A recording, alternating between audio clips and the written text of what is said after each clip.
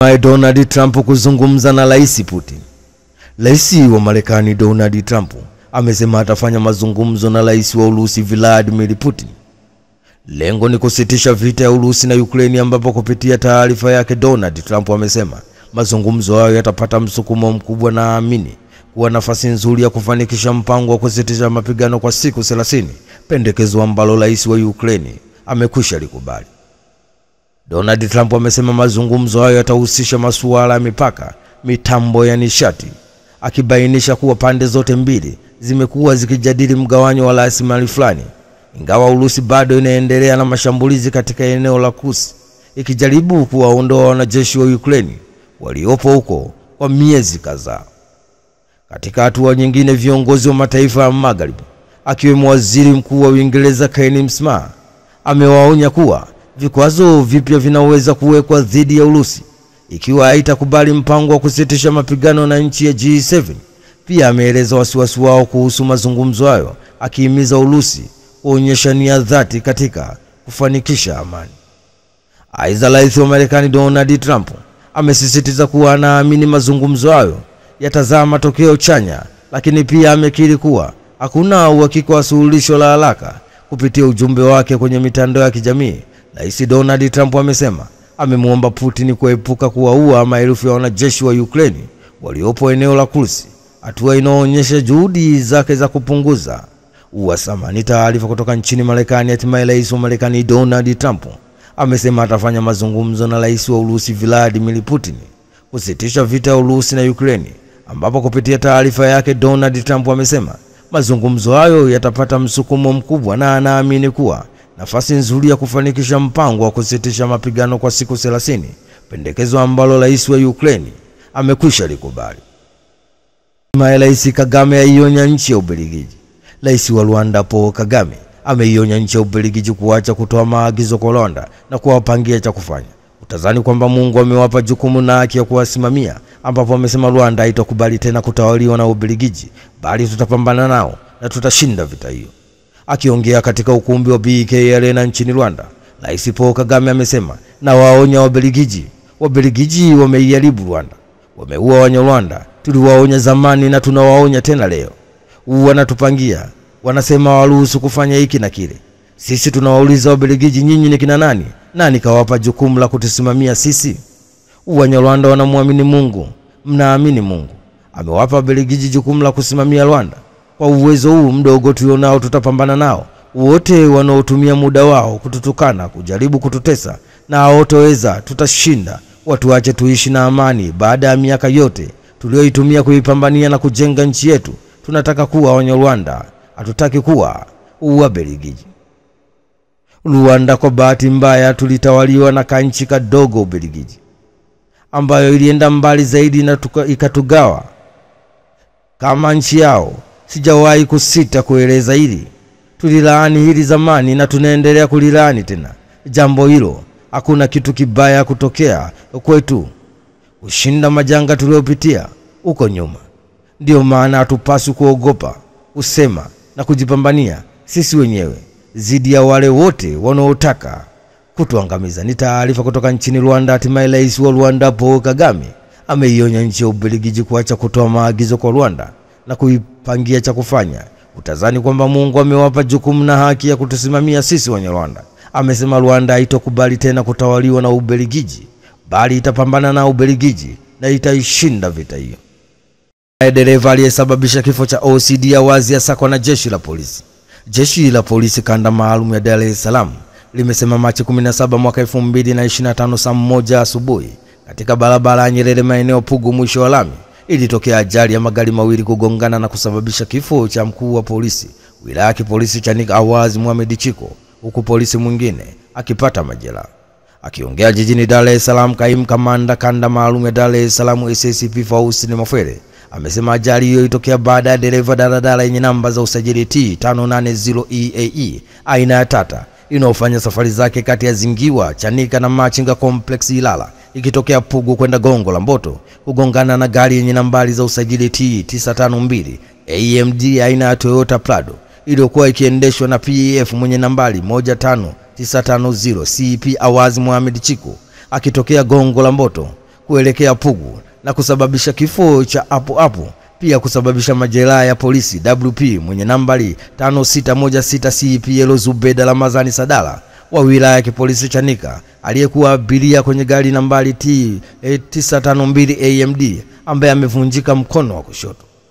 Chanzo cha ajali ni baada ya dereva daladala kuyapita magari yaliyokuwa mbele yake bila kuchukua tahadhari na kusababisha kugongana uso kwa uso.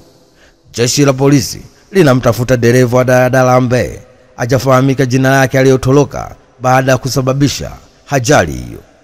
Pia jeshi la polisi kanda maalum ya Dar es Salaam linakanusha taarifa zilizotolewa na baadhi ya vyombo vya habari nchini kuwa aliyefariki ni kamishna operation mafunzo Tanzania CP Awazi Juma Haji. Ni taarifa kutoka jijini Dar es Salaam. Hatimaye jeshi la polisi kanda maalum ya Dar es Salaam limesema Machi 17 mwaka 2025 saa 1 asubuhi katika barabara Nyerere maeneo Pugu mwisho wa lami ilitokea ajali ya magari mawili kugongana na kusababisha kifo cha mkuu wa polisi wilaya ya kipolisi Chanika Awazi Mohamed Chiko, huku polisi mwingine akipata majeraha. Nchi 43 kuzuiliwa kuingia nchini Marekani. Utawala wa Rais wa Marekani Donald Trump umetoa pendekezo la kuweka marufuku mpya ya kusafiria kuingia nchini Marekani vitakazoathiri raia na mataifa kadhaa kwa viwango tofauti. Kwa mujibu la gazeti la Marekani la New York Times lililowanukuu maafisa wa kutaja majina yao likisema pendekezo hilo linazihusisha nchi 43. Miongoni mwa nchi hizo ambazo raia wake watazuiliwa kuingia kabisa nchini Marekani ni Afghanistan, Libya, Korea Kaskazini, Somalia, Sudan, Syria, Venezuela, Yemen. Kundi jingine ni la nchi nyingine 10 ikiwemo Belarus, Eritrea, Haiti, Pakistani, Russia, Sierra Leone, Sudani Kusini ambazo visa zao zimewekewa vikwazo vikali nchini Marekani.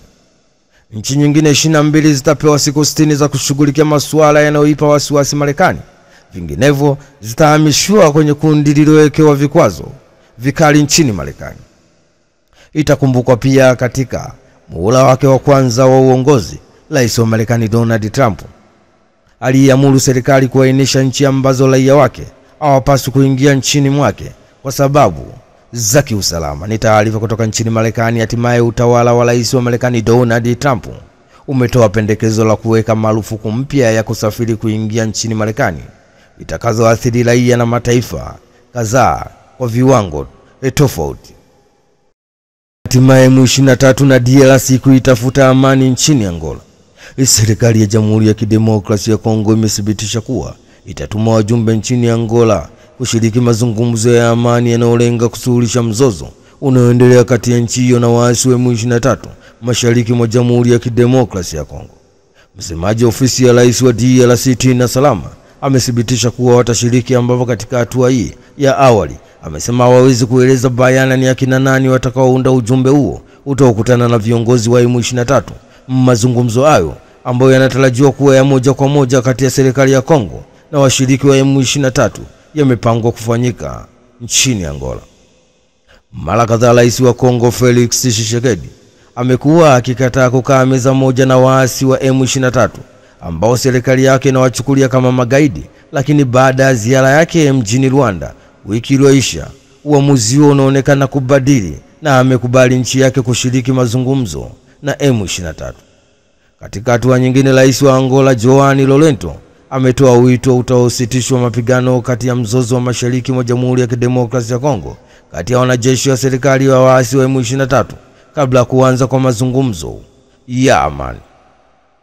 Rais huyo ambaye ameteuliwa na Umoja wa Afrika kuwa mpatanishi amezitaka pande zote kusitisha mapigano kuanzia jana kabla ya kuanza kwa mazungumzo ya amani katika mji mkuu wa Angola, Luanda. Wito huo unalenga kusitisha vitendo vyote vya uhasama dhidi ya raia na azima ya kutoa maeneo zaidi kwa matarajio kwamba hatua hizi na nyinginezo zinapelekea kuwepo kwa hali ya utulivu itakaowezesha kuanza kwa mazungumzo ya amani. Ni taarifa kutoka huko nchini Kongo. Hatimaye serikali ya Jamhuri ya Kidemokrasia ya Kongo imethibitisha kuwa itatuma wajumbe nchini Angola kushiriki mazungumzo ya amani yatakayolenga kusuluhisha mzozo unaoendelea kati ya nchi hizo na waasi wa M23 mashariki mwa Jamhuri ya Kidemokrasia ya Kongo. Jeshi la polisi latoa kauli puuzeni taarifa ya gari la polisi kuibiwa. Jeshi la polisi mkoani Mbeya limekanusha taarifa inayosambaa kwenye mitandao ya kijamii inayosema wezi wameiba basi la polisi mkoani Mbeya na kuomba jamii kupuuza taarifa hiyo kwani hakuna tukio kama hilo lililotokea mkoani Mbeya. Jeshi la polisi mkoa wa Mbeya limesema halina basi lenye nambari PET 4037 kama ulivyosomeka kwenye picha mnato iliyoambatanishwa kwenye taarifa hii. Jeshi la polisi mkoa wa Mbeya linaendelea na uchunguzi wa kuwabaini waliohusika na utoaji taarifa hiyo ya uzushi na kuleta taharuki kwa jamii ili hatua stahiki zichukuliwe dhidi yao. Ni taarifa kutoka jijini Mbeya. Hatimaye jeshi la polisi mkoani Mbeya limekanusha taarifa inayosambaa kwenye mitandao ya kijamii inayosema wezi wameiba basi la polisi mkoani Mbeya na kuomba jamii kupuuza taarifa hiyo kwani hakuna tukio kama hilo lililotokea mjini Mbeya.